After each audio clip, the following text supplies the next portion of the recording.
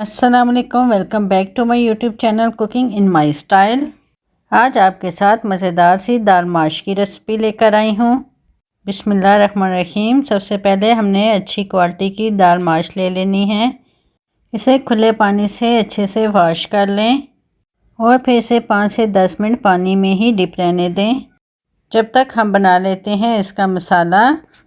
तो सबसे पहले प्याज को करना है हमने कुकिंग ऑयल में लाइट सा ब्राउन। फिर इसमें जाएगा अदरक लहसुन पेस्ट।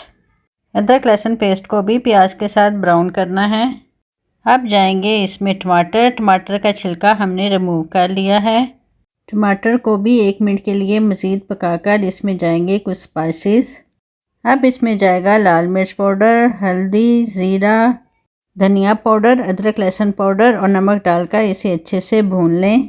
4 से 5 साबुत लाल मिर्च भी हमने मसाले में ऐड कर ली हैं क्योंकि इससे दाल की लुक और फ्लेवर दोनों ही बढ़ जाता है। अब सब्ज़ धनिया और सब्ज़ मिर्च डालकर मसाले को मज़ीद 1 मिनट के लिए अच्छे से भून लें।